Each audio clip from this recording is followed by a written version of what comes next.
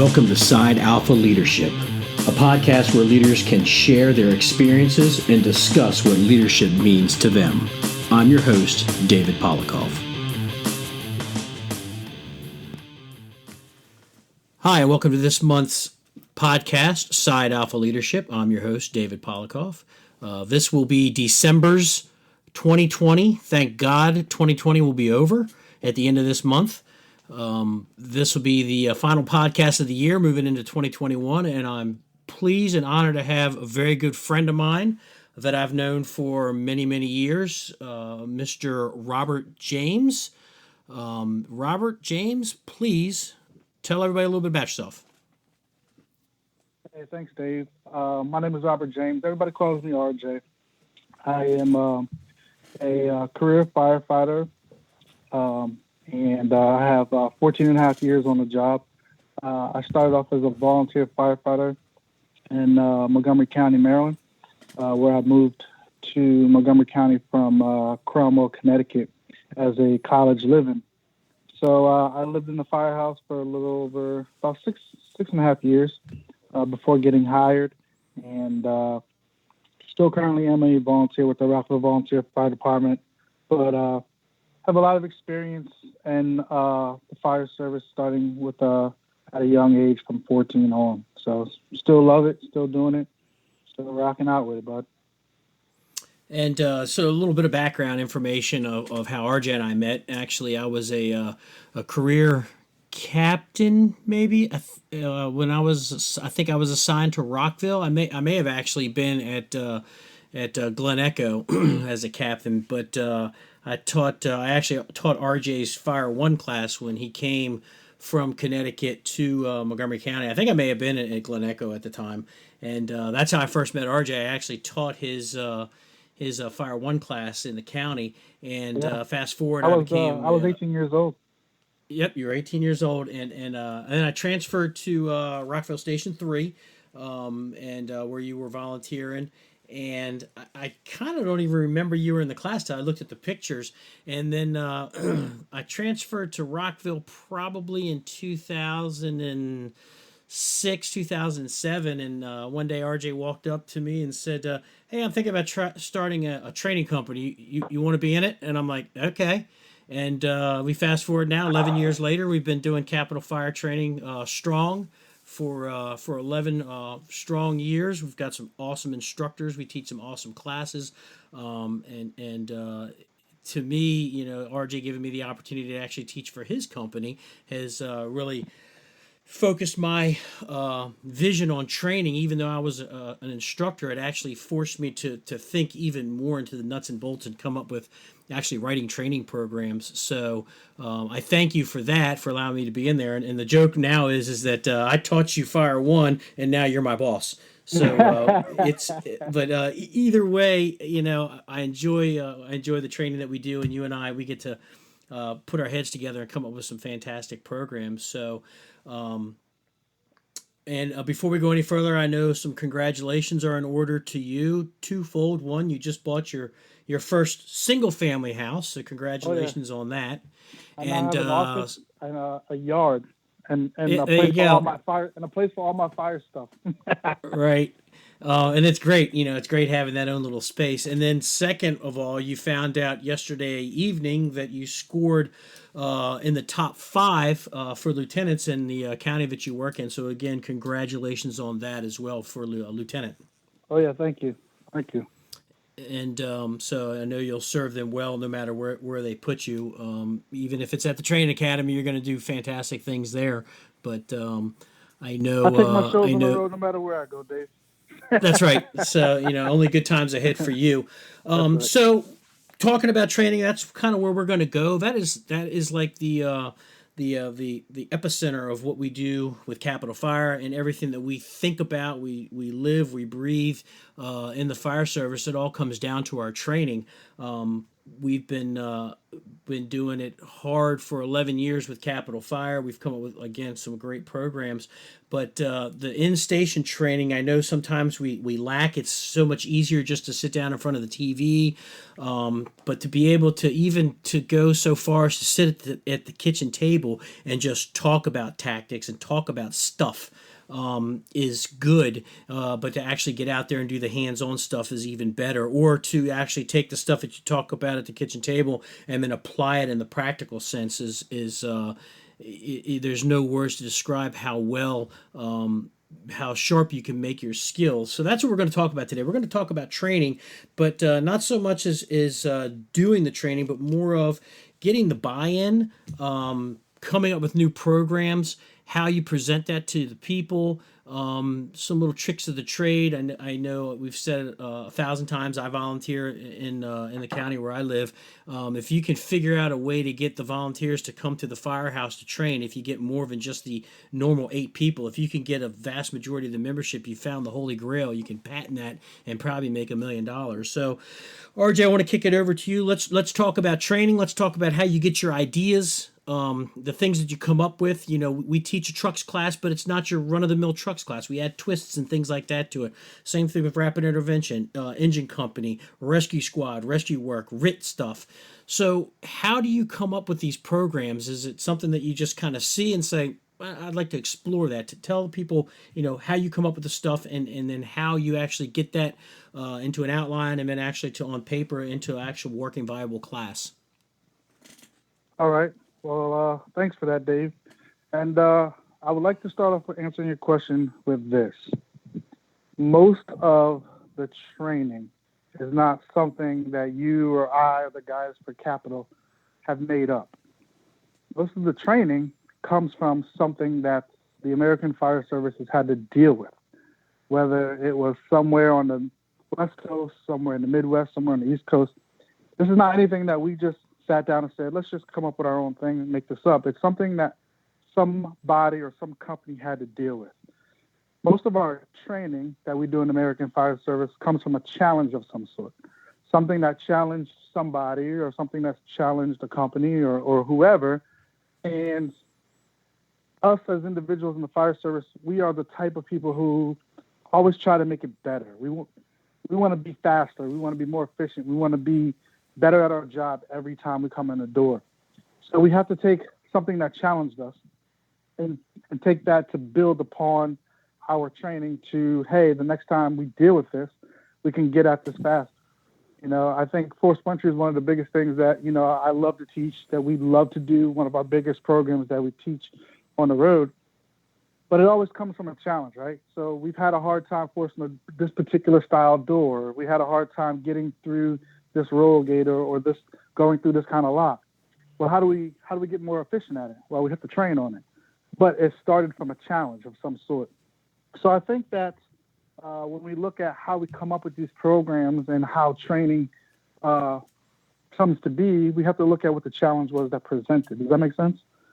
Yeah, it does. It does make sense. So I think in the grand scheme of things, we all start at some kind of challenge. Now, again, because we are the type of individuals who we always try to push ourselves and push ourselves and push ourselves to the max, then we take the training that we overcame, and then we try to push it even further. All right, so let's add this twist to it, and let's add that twist to it. Hey, let's see if we can throw this kind of obstacle in there. And then we literally continue to push ourselves to have the absolute worst case scenario. I tell people all the time that there's really not much in the fire service that we do that's really advanced. If you think about it, almost every skill, and I say almost, but almost every skill that we do on the common fire ground every day is something that we learned in Fire 1 or Fire 2, and maybe a safety and survival or a street firefighter class or whatever. So if you think about it, what makes a skill advanced? Me personally, I think the only thing that makes a skill advanced is when you start throwing in the anxiety, start throwing in the adrenaline, start throwing in the rush of the loud noises. You have your truck setting up with the outriggers. You got radios broadcasting loud. You got, just the run of the mill of the fireground saws running, all that kind of stuff going on. And then now we start increasing our anxiety a little bit. And now a basic skill turns advanced because we have a hard time trying to accomplish that task with all of the other stuff going on. So I think when you look in the grand scheme of things, in the grand scheme of training and how it comes to be, I think it very much starts with a challenge of some sort that then we build upon that and start throwing in all of these different elements. I know I follow a lot of people in the military and listen to them, how they train and everything, and they do the same thing when it comes to training. They'll go through it, and one of the things that I did my side alpha leadership snippet last week, we talked about training and that it had to be the fundamentals, it had to be sound, and it had to be realistic, and that's kind of the thing that you're honing in on right now is the realistic. When you go to with the special forces, when they go into what they call their kill house, they're using live ammunition. They're breaching doors with live breaching materials. They're using live ammunition, and they're going in and they're shooting. So it's very realistic. There's definitely a heightened level of danger, and I know that when we come up with a program, like you said, it starts off with, was there a problem?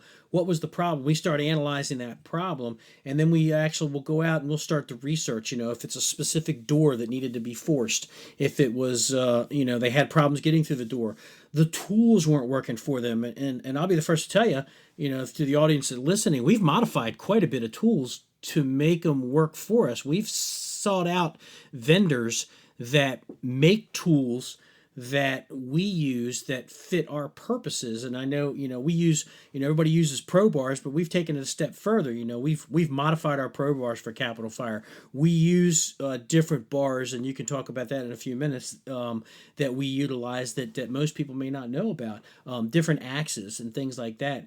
And then we've adapted them to the problems that we saw, and then how do we solve those problems? And then once we get a good workaround of how we solve the problems, then we start adding that added level of stress.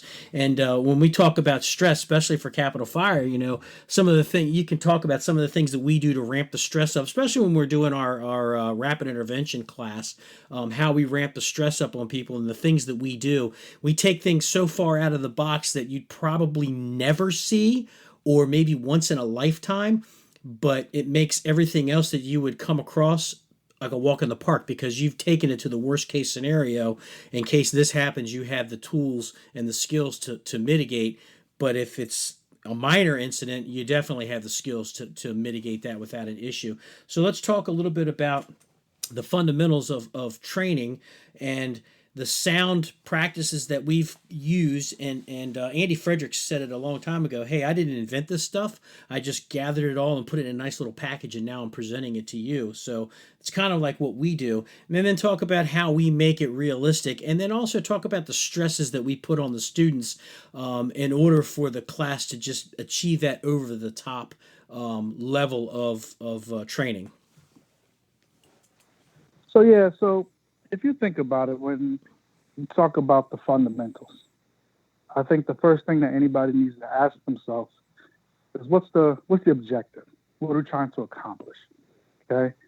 Just as much as I do, that you can have a goal in mind, and it takes one person in the group to throw out a different idea. And then here we are, we can go completely sidetracked off of that objective. One of the biggest examples I have for that is when I go to work. We have guys who are really good with ropes, and we have guys that are very new to the job. So when you start to teach these guys how to build, say, a 3-to-1 or something simple like a 2-to-1 or a 3-to-1 or something simple, it takes one person in that group to throw out something or throw out some idea or thought or ask a question. And then now, next thing you know, you're building a 9-to-1 or a 15-to-1 or a 100-to-1, whatever. So the first thing you have to ask yourself is, when you talk about fundamentals, what's the objective?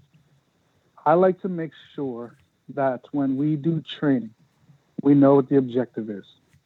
And then you want to take the objective and break that down into subcategories, right? So based off of the objective, what are we trying to make sure that we have people walk away learning? I am a huge, huge advocate of not throwing so much at one person in one time. Okay. Now it's hard for us when we're on the road traveling because we only have a day or a weekend to give them this information. When I go to work, when I do training at work, I have every shift, right? Every third day, I have a new day where I can bring on something else. So it's important that I look at what's the objective, what's the main thing I want somebody to walk away learning, and then I try to build out weeks worth of work. So if the end result is I want to have somebody be able to set up a system on top of the training tower, lower somebody down and pick somebody off the side of the building, well, the objective is that, but we have to build to that. So the very first day, we need to sit down at a table with a dry erase board and we need to talk about this. The next day, we need to start practice tying knots. And you have to kind of build a program where you kind of lead the people to the end result. The other thing I want to add to that, Dave, is once you've accomplished that task for the day, call it a day. I know there's people who will probably hate me for saying this, but you can only throw so much at one person before you overwhelm them and they took nothing away. I am not one of those guys, and again, I know some people are going to hate me for this. I am not one of those guys who is, hey, we need to train all day, every day, and push our people just to the breaking point. I don't like that. My philosophy is and always has been, let's set an objective, let's let our people reach it, let them walk away successful so they come back motivated for the next one.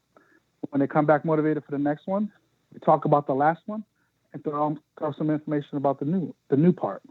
And you have to let them build off of that. If you're not building, your fundamentals are just pretty much shit, right? Because nobody walks away learning. Their motivation is shot. And then at that point, you're just talking just to talk.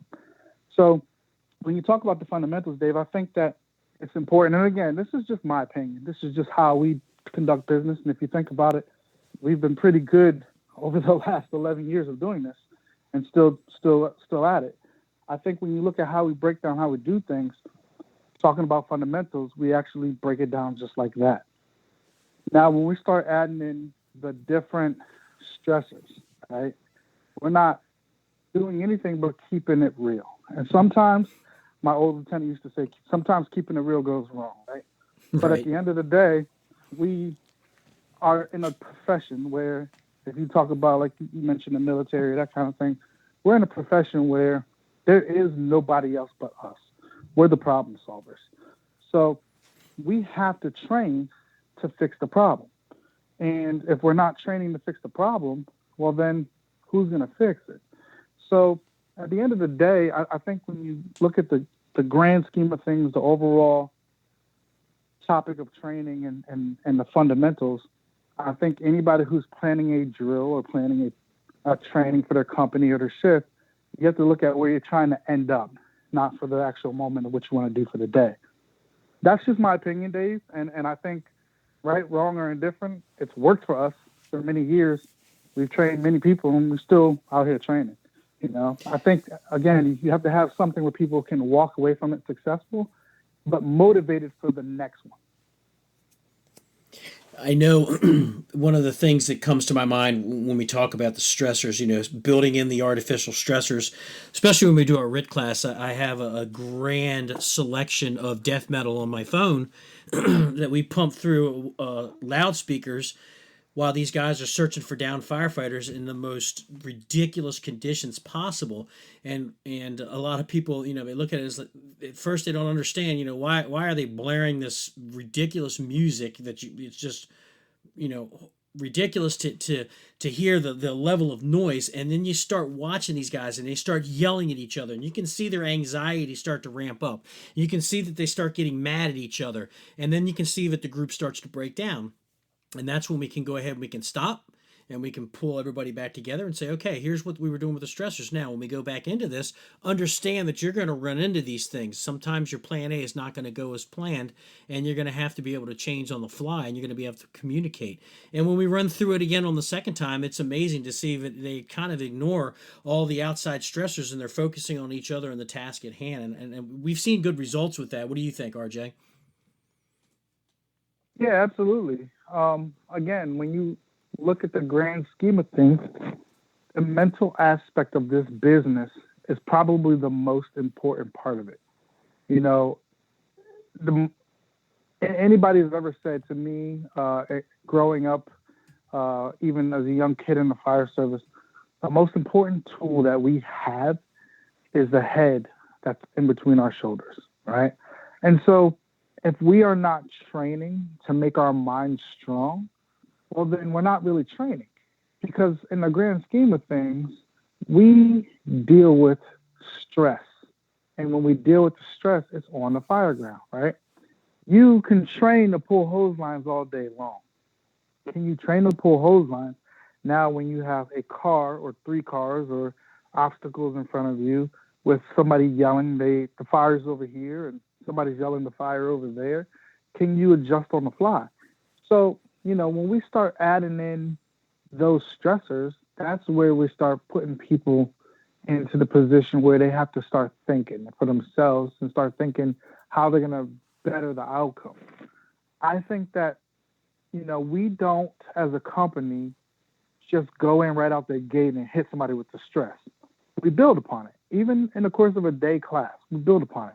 One station, they're practicing hooking somebody up to the rip bag, or practicing buddy breathing, or practicing a down firefighter hookup while they can see and under no conditions, right?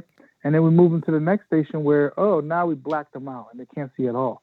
So, I mean, again, I mean, I hate to say it, Dave, but a lot of it's going to keep repeating itself on your podcast, but the same things apply, right? You got to build upon those basic things. I think when you talk about stress, I think the biggest thing people have to realize and remember is our job that we do as firefighters is we work under stress. My friend Al Benjamin, who is a retired senior guy from Rescue One in New York City, he told me one of the most valuable pieces of information right before my written test for lieutenant for my department. And I was at a point, Dave, where I was stressed and just, I was nervous. And he said, listen, man, he said, our job is to work under stress. And he said, RJ, go in there and just take your test. You're sitting at a desk doing a written test where you're circling bubbles. This is not a life or death scenario. He said, but keep in mind, our job is to work under stress. So if you're not being able to handle stress well, you're not going to be able to handle this job well. And at the end of the day, Dave, that was probably the most relaxing piece of advice that somebody could give me going into a promotional exam. And honestly, after the test, I said, you know what? That's the best piece of advice you can just have in general for this business. Our job is done under stress. You brought up the concept of the military and how they train under live ammunition, or they train under real scenarios. Well, we do that as well. I mean, granted, we're not the military, but the fire service has a lot of comparisons to the United States military. But if you think of it, we do the same thing, right? We train under stress. We add in noise. We add in all of these different factors. You got your 5-finger death punch or whatever it is that you play, and all these people are freaking out, right? But in the grand scheme of things, what do you do as an instructor when they're freaking out? You bring them back to reality, right? Hey, slow down. Just think about this. Take all of the other stuff that's going on around you and put it in the back, and bring the main thing that you're trying to deal with to the forefront, right? And so when you actually do that, how much time do you really spend with that person walking them through that? Not much. The only thing you're doing is just stopping them for a second, engaging them, and then making them realize, hey, I can deal with this. right? And I think that is probably one of the most important things that as instructors that we can do is to just every once in a while stop and encourage the students or stop and encourage the people who are training. You can do this. You just need somebody to walk you through it for a hot second, you know? Does that make sense? Yeah, it makes a lot of sense, and that's kind of one of the things that I've tried to mold myself when I do instructing. I think very rarely, and I mean very rarely, will you ever hear me yell at a student because they didn't do something right. As instructors, we need to realize that hey, these are students and they are learning. So if they get something wrong, it's a teachable moment. And that's what Absolutely. I tell people. I said, I'm not going to yell at you because you got something wrong. I said, we're going to figure out what happened. Maybe I didn't explain myself well enough. And then we're going to go do it again. But what I do, I finish that statement with, if you keep making the same mistake over and over again, man, I think something's wrong with you. But at the end of the day, as instructors, we stop. Take that tactical pause, whatever you want to call it, and say, look, guys, bring everybody back together. Here's the objective. This is what we're trying to do. It doesn't matter that I'm playing Cannibal Corpse or something in the back at 11, at volume 11. Put that out of your mind. The job is to go find out where this downed firefighter is. Let's go get him. Because replace that music with a chainsaw. Replace that music with somebody yelling and pass devices going off and hose lines and whatnot and radio chatter. You need to be able to focus on what the job is, and that's important as instructors. We're not here to yell at people. We're not drill instructors. We're not trained to be drill instructors for basic training. We are trained to be fire service instructors, and we're here to encourage. We're here to make sure that people get the best training that we have to offer them, because we see them for a fraction of a second in their career, and the training that we give them, they move off into the real world in the fire service, and we need to make sure that when they leave our hands, that they're capable of performing under a life and death situation. So yelling and screaming at somebody and throwing your hands up in the air and getting emotional is not going to help the situation. And I think that's one of the things that a lot of our students take away from us, is that we're really laid back, even though we're throwing a lot of stuff at them, and maybe stuff that isn't even technically you find in the real world under normal circumstances. The takeaway is that hey, no matter what gets thrown at me, I got this, and that's the important thing. But, I want but to Dave, talk about one. let me tell you Go, this real go quick. ahead. Let me tell you this real quick. So to an extent, I agree with you, right? But take yourself back, and anybody listening to this, take yourself back to your very first recruit school, or take yourself back to your very first Fire 1 and Fire 2 class. Think about who your instructors were, who were the yellers, right? You never remember the yellers because there were so many of them, right? But who were the ones that were calm? Who were the ones that were cool? I can tell you that when I was in Fire Academy, there were certain instructors who came up that you saw them for the day and you're like, oh, we got that guy teaching today. He's cool. You know what I mean? And so Right. you always, don't get me wrong, I love my department's academy. We have a very, very good top-notch program that I think that we put a lot of, over the course of the last, I would say 5 years, we put a lot of guys on the street. And I think that you have to have some yellers. You do. You have to have some people who are going to apply the pressure. You're going to have some people who are the constant people that are yelling to keep you in form, but you also have to have some people that are the relaxed ones, the calm ones, and honestly, I like to be that one. And the reason being is I get nothing from you when I'm yelling at you. Okay, just think about the way adults work.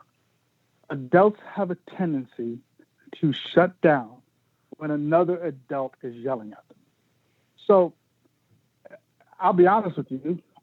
I'm kind of the same way too. If you're yelling at me, I'm not listening to you. I'm done. Like you've already made your approach that is not something that I really am feeling. So sometimes adults have a tendency to shut down.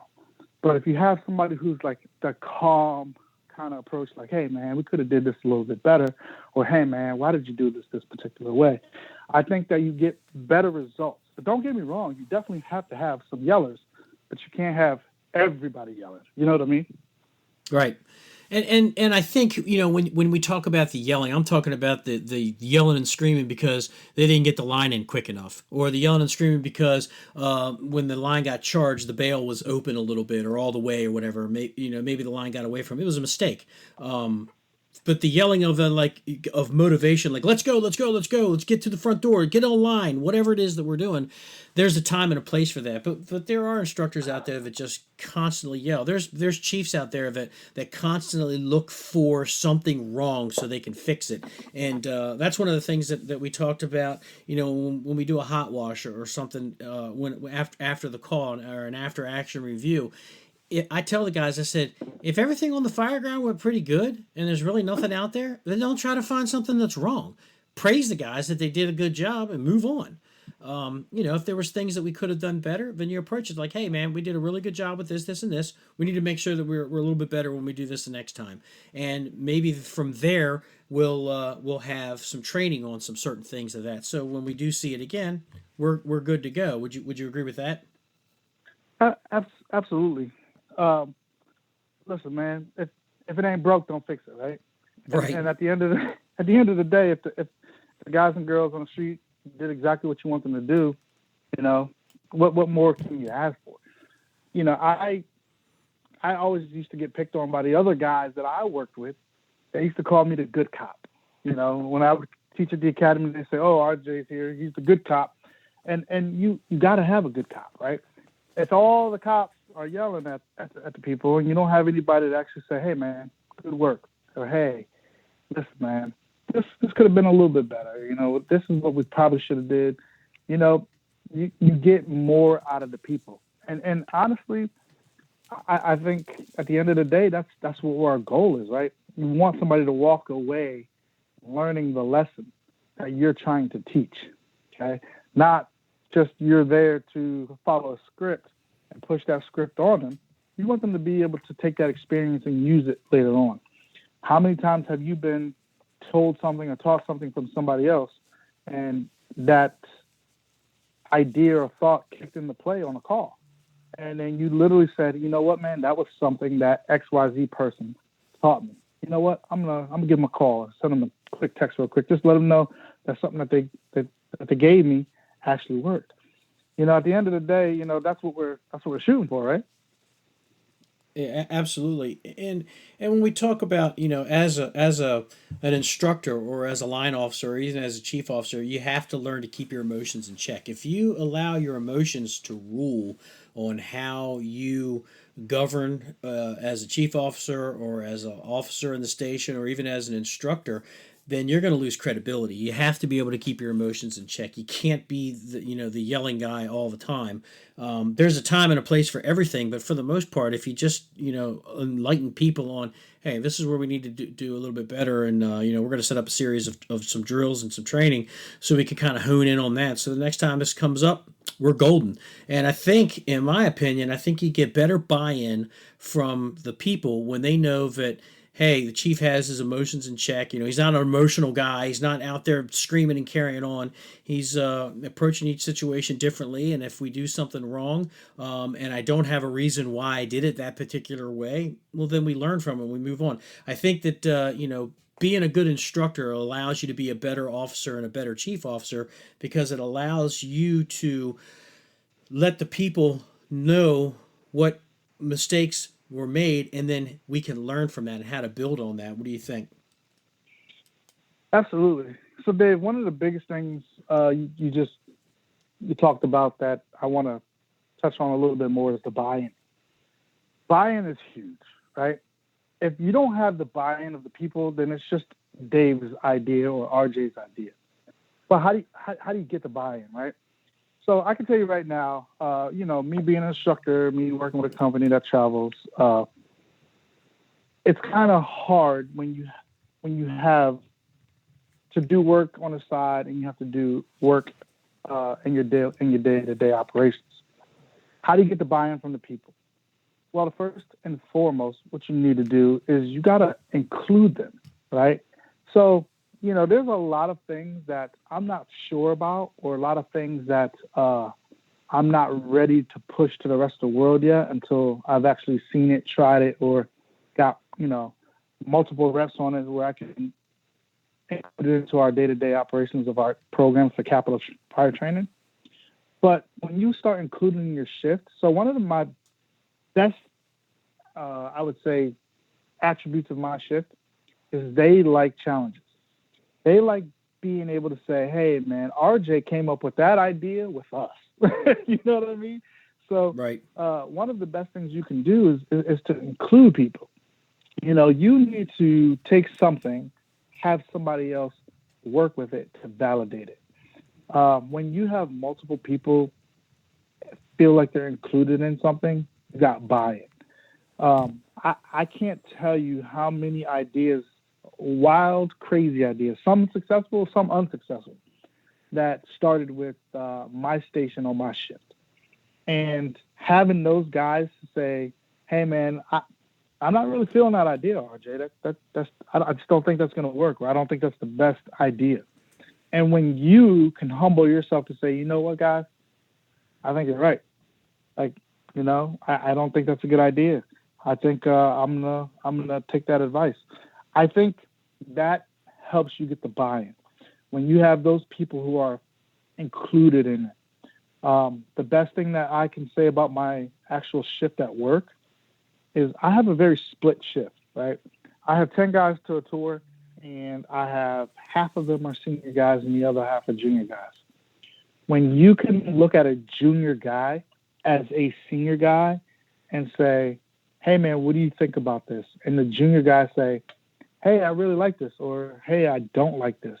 And you as a senior guy can say, hey, man, I really value your opinion. That's really respectful. You know, I like that. And what you're saying makes sense. I think you get the buy-in. You got people who are of different levels in the fire service, whether they're senior or not, feel included. They're going to give you more. And so, you know, again, having junior guys, some fresh out of recruit school, some that have only been there a year, or some that have only been there 2 or 3 years, and having some guys who've been there 15 to 20 years, and you value their opinion, you got their buy-in.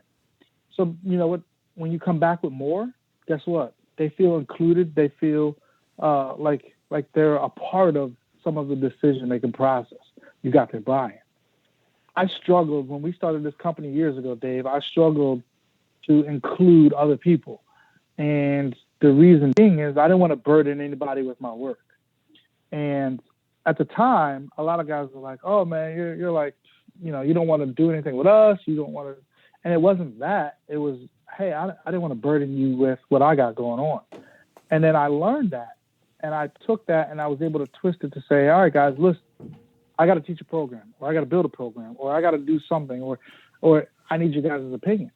And then you get those guys to say, oh, cool, man, we really appreciate now you value our opinion.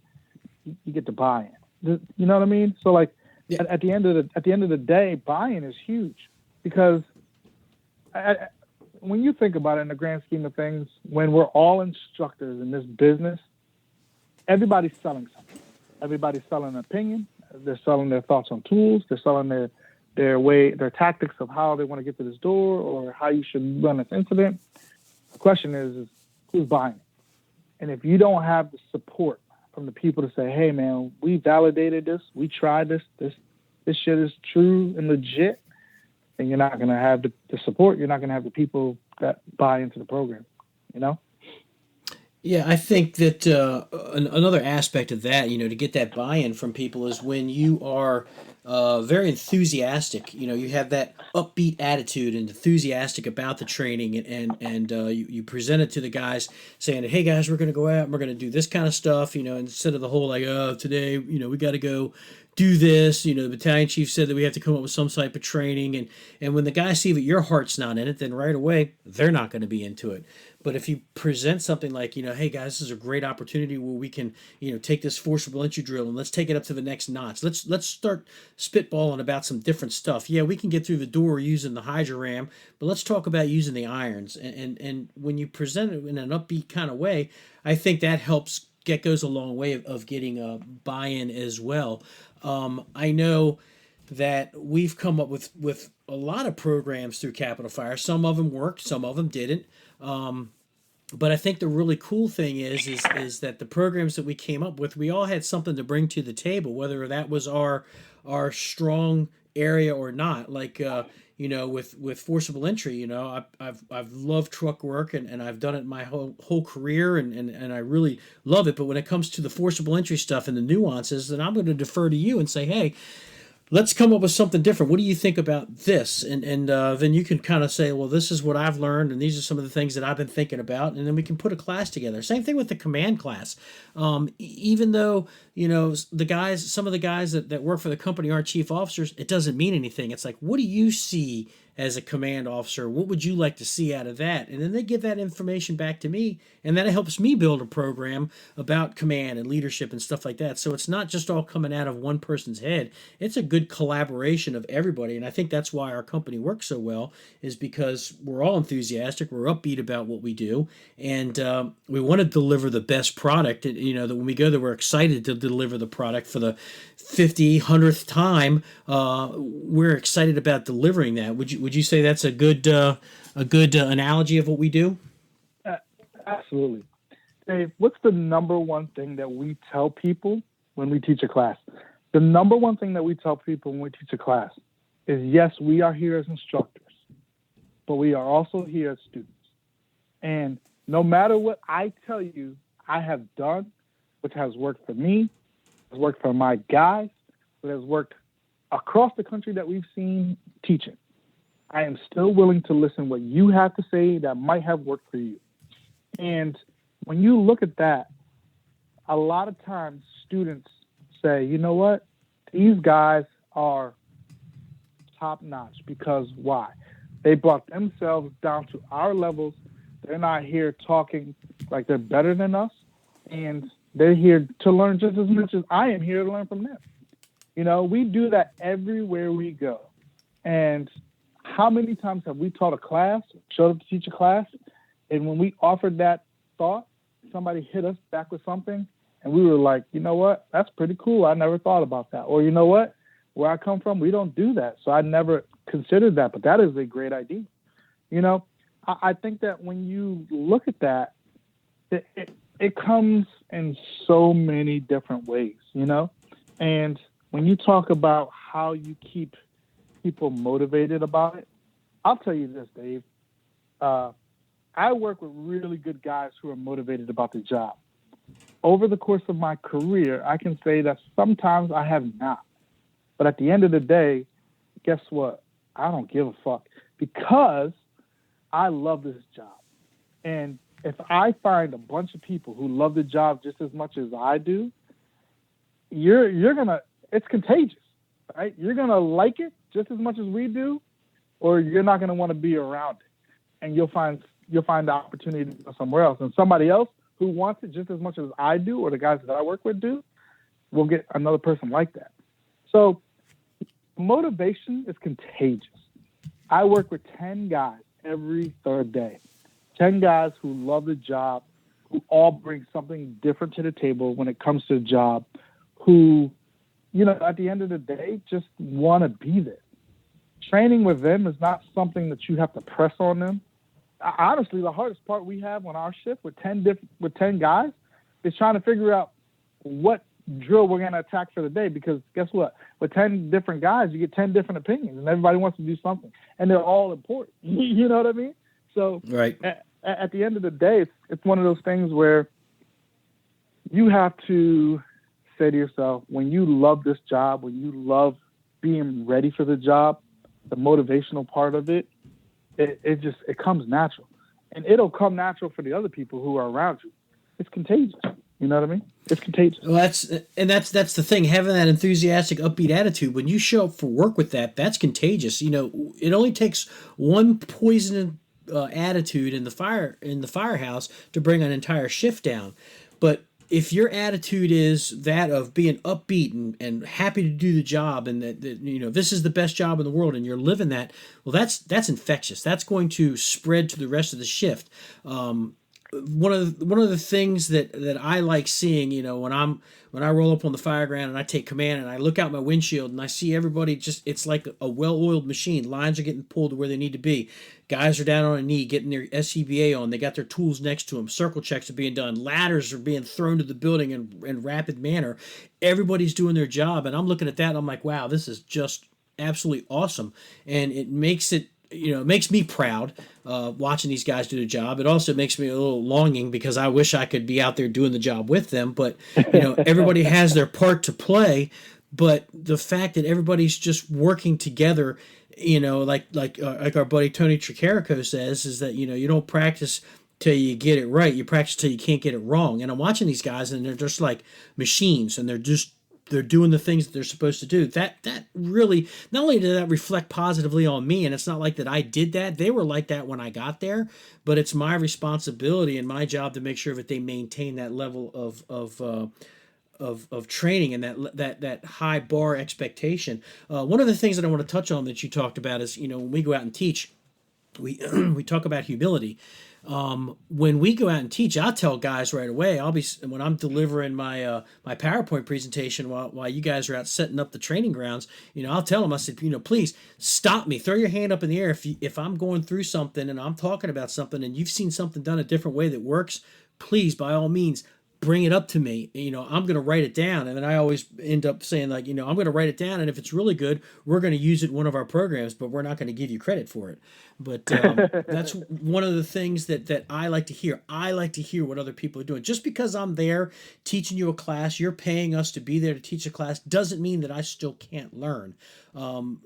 We've said it 1,000 times. I had Jason Gardner on this program a few months back, who's a retired Navy SEAL, and he talked about humility. And he said, the day that you stop thinking, or the day that you think you know everything, is the day that you need to move on. You become a liability. You become a danger.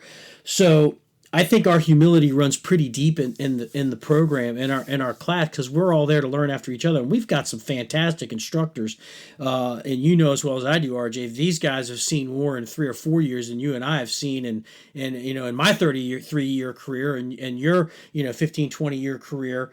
These guys that have been on the job in New York or whatever have seen more and have come across more, and we feed on that. It doesn't matter what rank you are. It's that we want to make sure that we're getting all that information so we can continue to churn out a good product. So humility runs deep, and you have to be that way. We all walk away, whether we learn from the students, whether we learn from each other. We all walk away learning. That's the end result. That's what we were shooting for, right? Let me tell you something, Dave. One of the best pieces of advice that I've ever got was when some of our instructors from New York City, who come from the city who has the most firefighters, runs the most fires, a lot of calls, say, hey, man, I have learned just a lot from your guys from where you come from. Well, I learned a lot from you and just forcible entry, or a lot from you and how to run an incident. When somebody says something like that, it's a huge accomplishment.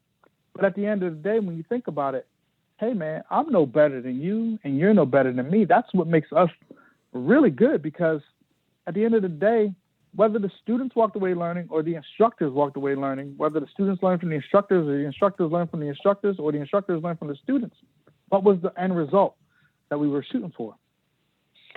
Somebody walk away learning something.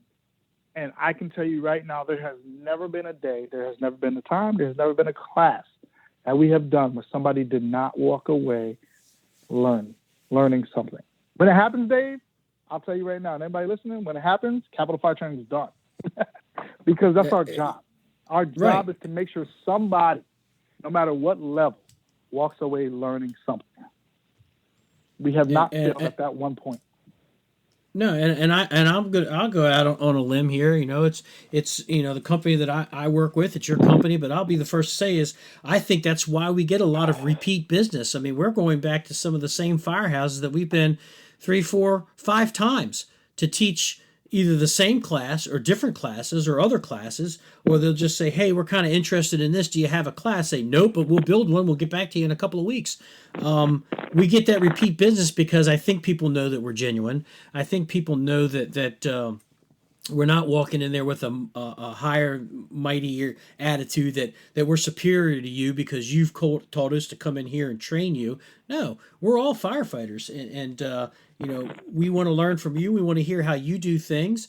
Hey, you might only get out the door with 3 people, but with those 3 people, you have these jobs that you have to do. How do you accomplish that? Whereas some of our counterparts that work in New York City, they're going out the door with 5 and 6 people, and they're like, wow, how do you do truck work with 3 people? We do it with 5 and 6. The job still gets done, and we all learn from each other. And I think that's why we get a lot of repeat business, because people know that we're genuine, we're not fake, and that we're there to learn, and that we'd be more than happy just to sit down and just talk fire stuff at the end of class. We're not all trying to pack up and go home. We're like, hey, you guys want to talk about more stuff? We'll talk about more stuff. It's one of the things that Frank Ritchie's always told me. He says, as a chief officer, you need to know when to leave so the guys can talk about you. And I've told my guys when I do my rounds, you want to sit at the kitchen table and talk fireman shit? I'll be here all day. So your best bet is to maybe make the conversation brief if you want me to leave, and then I'll go. But you want to talk about fireman stuff and tactics and strategies, I'm all in. I'll sit at the kitchen table, have a cup of coffee, and I'm all about it. Yeah, absolutely. Absolutely. And I think, one of the last things that I want to talk about is how is it that as instructors, as officers, as chief officers, you walk into a shift, a new shift, and this is going to be you probably within the next at least within the next few months of walking into a shift. How do you set yourself up to make sure that the people know that, hey, we're going to train, and I may be a junior guy, I've got some senior guys there. How do you get those guys on board? How do you sit across the kitchen table and look at them and say, these are some of the things that I want to accomplish? And I know we talked a little bit about buy-in, but for those new officers out there, RJ, how would RJ handle that, moving from a firefighter driver to a lieutenant's position? How are you going to motivate your shift to train? So I'll tell you this, Dave. Granted, I have a lot of experience with this as working as a senior man in my company. I think that, again, I'm not in that position yet, knock on wood. We'll see where I fall. But I think that one of the biggest things moving forward, working for my department, I plan to do is to not change. I have to really say, I think, and I work in a department that has a little over 500 people. We're not a huge department, but we're not a small department. I would like to say with a department size of a little over 500 people, everybody knows me. Everybody knows what I stand for. When people know that I am big in training, I think people know that when I show up, there's going to be some kind of training that's going to go down. And again, not every training has to be a knockout, drag down, one of those got to get sweaty, spend 5, 6, 7 hours worth of training. I like to just set a goal and accomplish it. If I can get 2, cool. But, I like to get something done. I work on a shift right now. We shoot for at least 2 trainings a day. The first one we do at the kitchen table in the morning, we go over streets, we go over, quick tactics or calls or something that the shift or we ran last shift we didn't have time to talk about, and we talk about it first thing in the morning. And then at some point in time, we like to try to get a hands-on drill done in the tour if we can.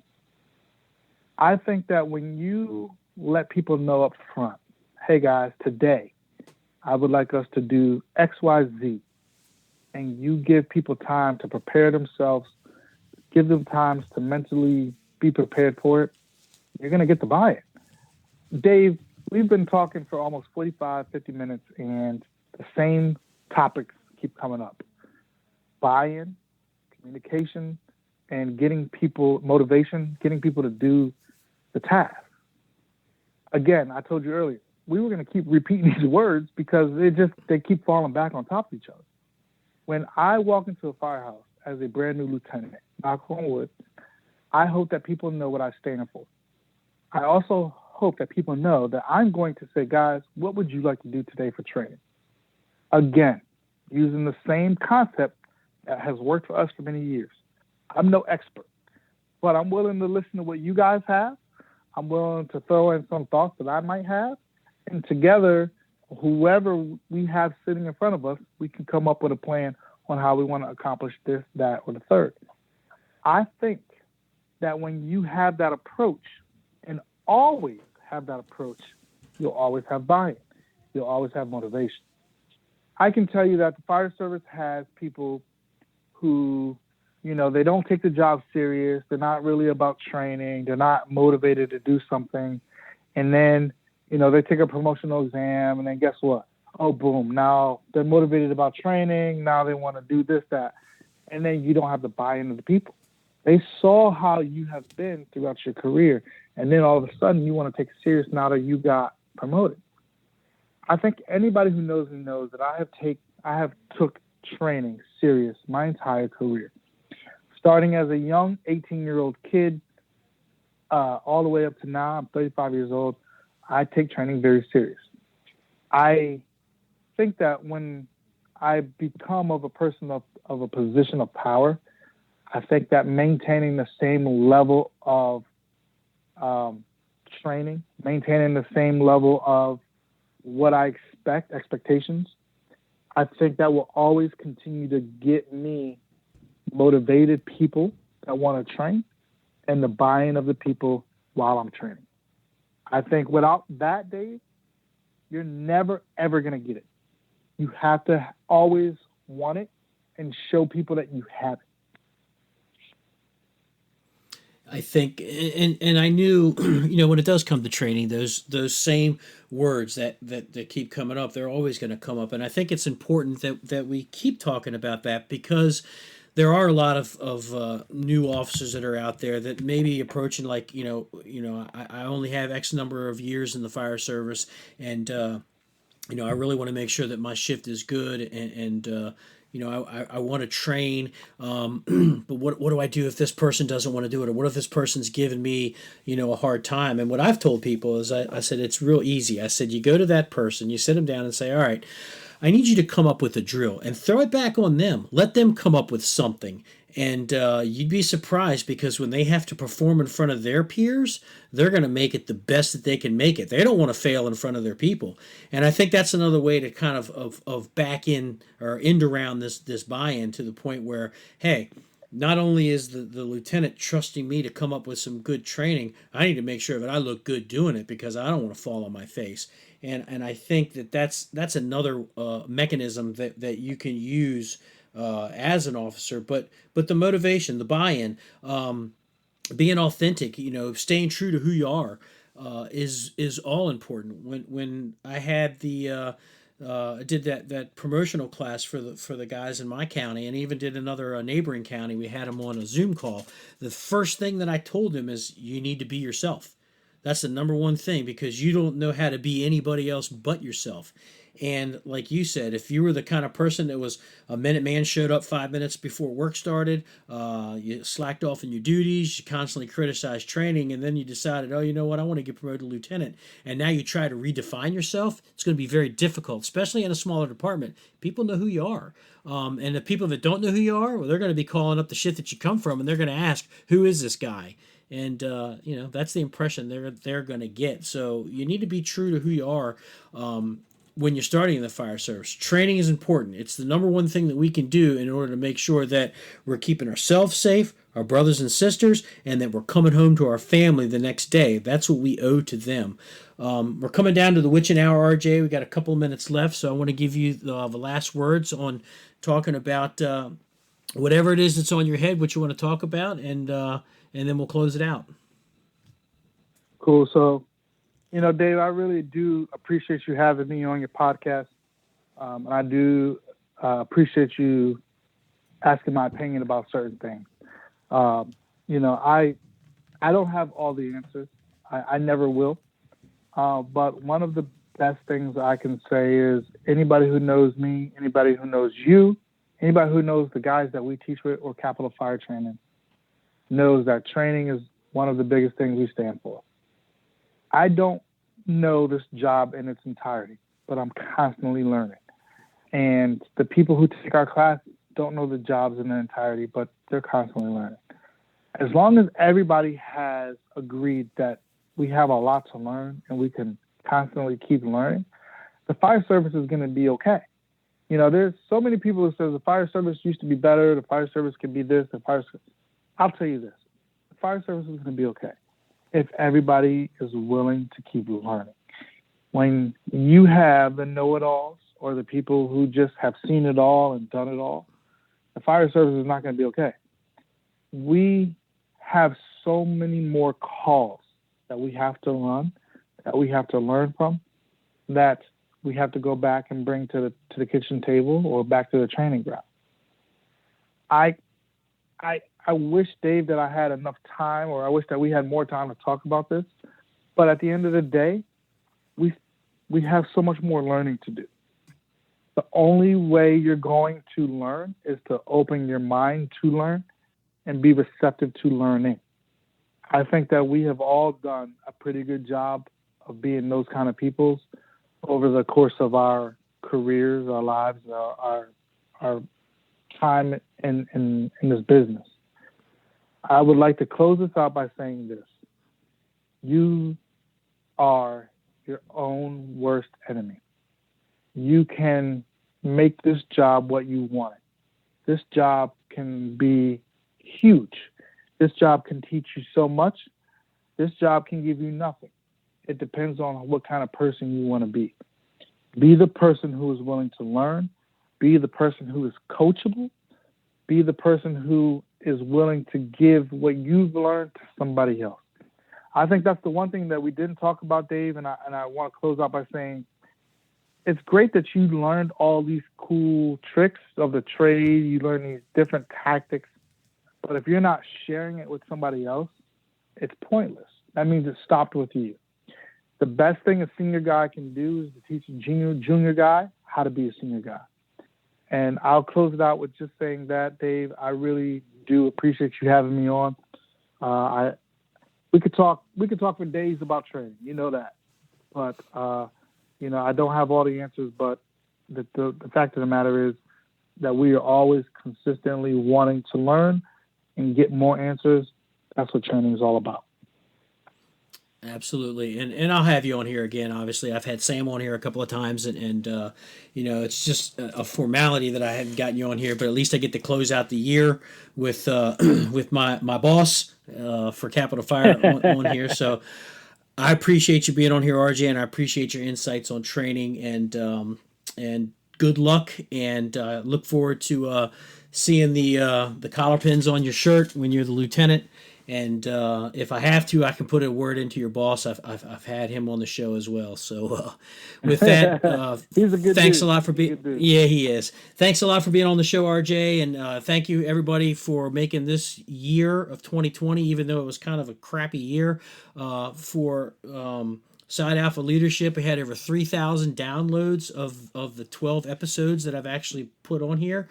Actually, 11 episodes. This one will go on in December. So 3,000 downloads. You can check it out on Facebook, Instagram, as well as Twitter. So with that, RJ, I'll see you on the training ground. And for everybody else, thanks for listening, and see you in 2021. Awesome. Thanks, Dave.